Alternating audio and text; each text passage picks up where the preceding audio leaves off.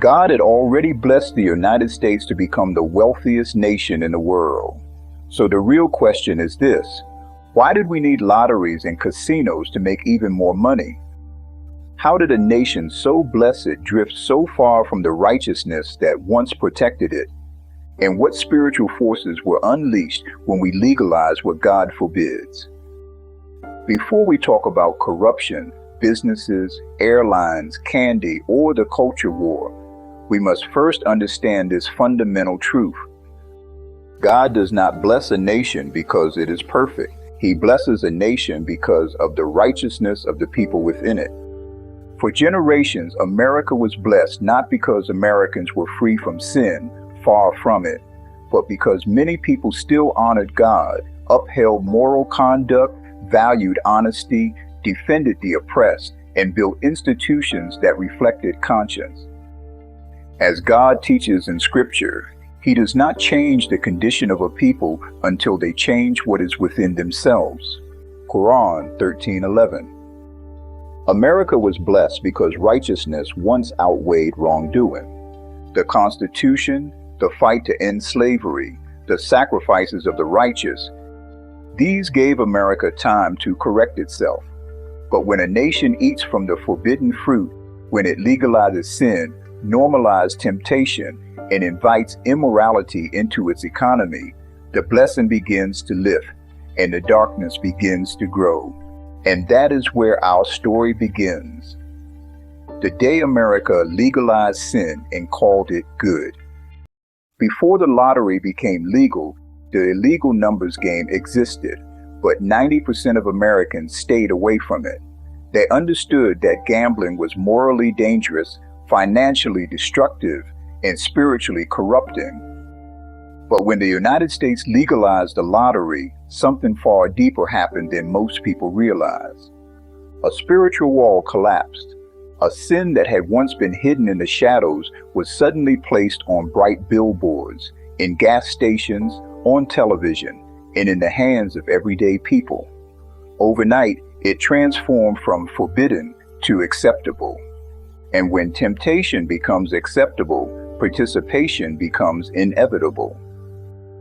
Today, around 90% of Americans have played the lottery at least once, not because they suddenly became immoral, but because the moral line was erased. The lottery was marketed as a blessing. Play to help the schools. Play so your taxes don't rise.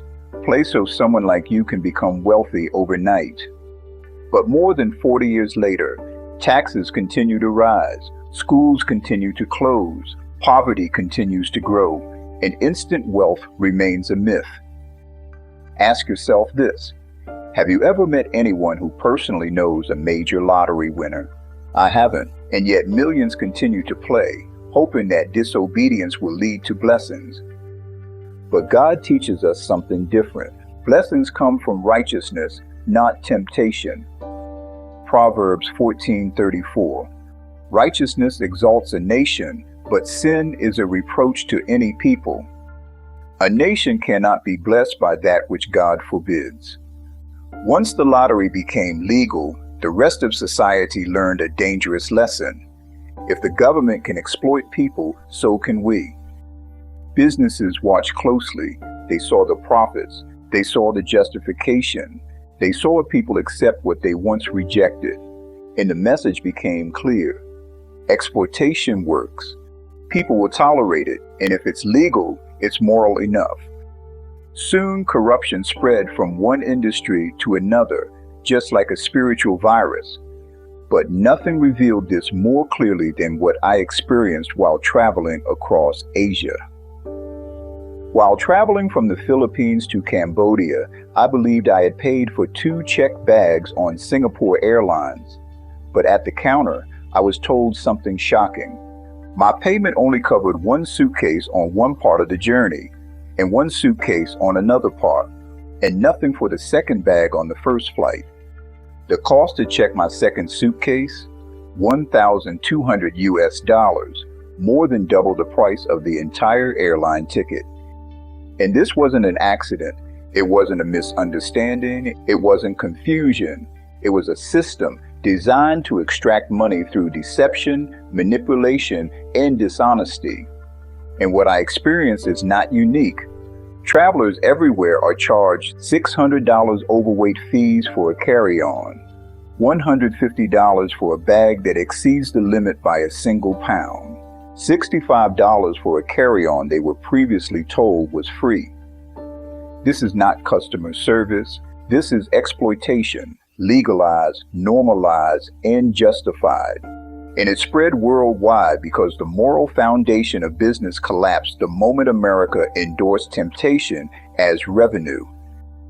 Everything changed when sin became legal. Gambling normalized dishonesty. Dishonesty normalized exploitation. Exploitation normalized injustice. And injustice normalized corruption. As Scripture teaches, if the people of a nation had believed and lived righteously, God would have opened blessings from the heavens and the earth, but when they disobey, blessings are withdrawn. Quran 796.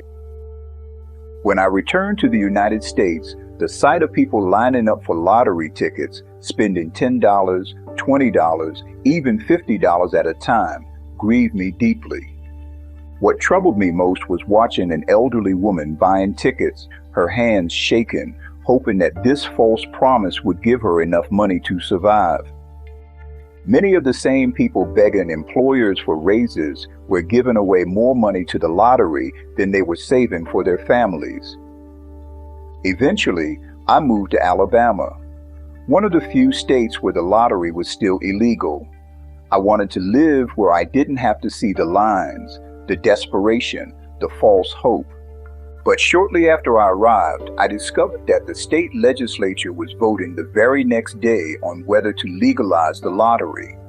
With almost no time, I emailed every representative in the House and Senate, warning them that legalizing the lottery would bring a curse on the state, especially after seeing the devastation it caused elsewhere.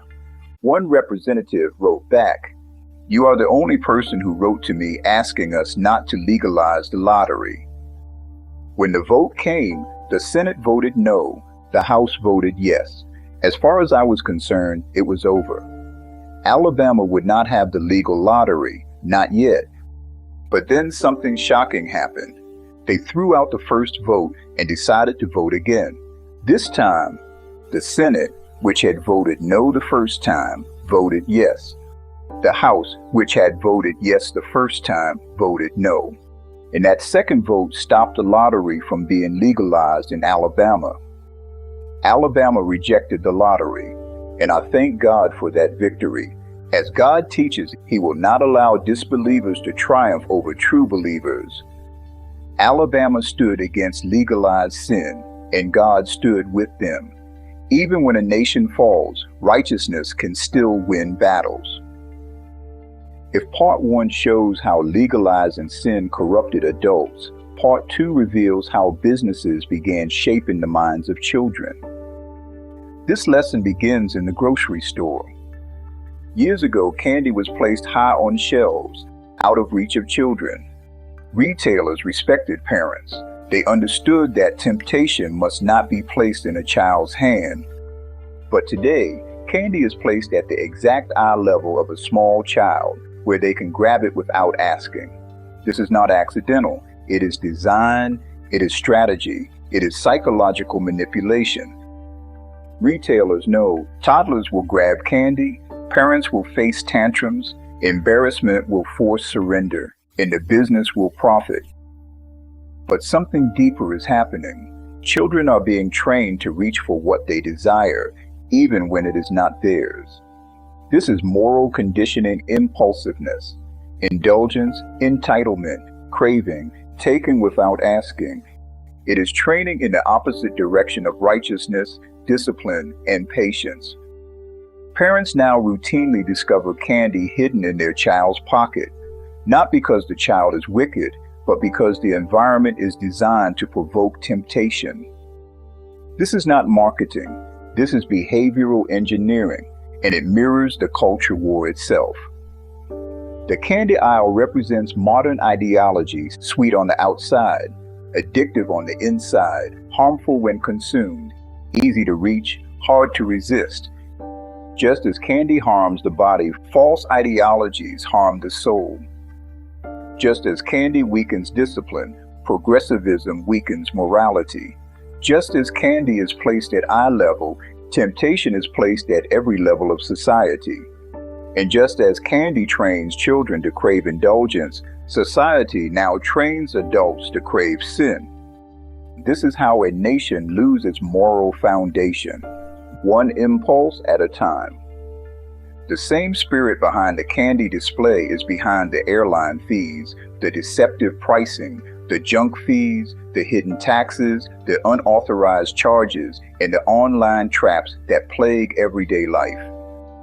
This is not coincidence. This is culture, and culture is shaped by the spiritual decisions a nation makes. When a nation legalized temptation, businesses legalize exploitation. When a nation endorses sin, companies endorse deception. When a nation abandons righteousness, corporations abandon conscience. Some states still resist the lottery. Their example proves that moral resistance is still possible and still powerful. Communities can say, we don't want this sin. We don't want this corruption. We don't want this darkness. A nation does not restore itself all at once.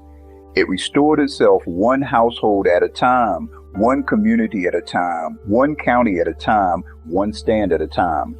As scripture teaches, if a people return to righteousness, blessings return with them. Quran 796. The legalization of the lottery was not just a policy change, it was a spiritual turning point, a moment when America replaced righteousness with temptation, a moment when sin became a product, a moment when indulgence replaced discipline, a moment when disobedience was marketed as entertainment. From that moment forward, exploitation spread, morality declined, deception multiplied, trust collapsed, and the culture war began. If America wants healing, it must return to where it fell. We must reject legalized sin. We must restore ethical commerce. We must rebuild moral discipline. We must honor God's commandments. We must refuse temptation at every level, adult and child. And we must choose righteousness over revenue.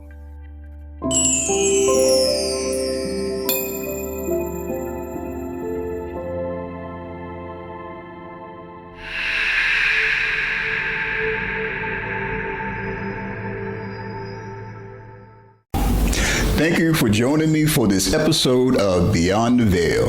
I hope it gave you something to think about, something that will bring you closer to the truth. Next week, we will continue exploring where faith, culture, and history meets reality. And I'd love for you to be a part of this journey. Make sure you subscribe, share this video with a friend, and leave a comment to let me know what stood out to you. Together, we can bring more light to the world. See you next time.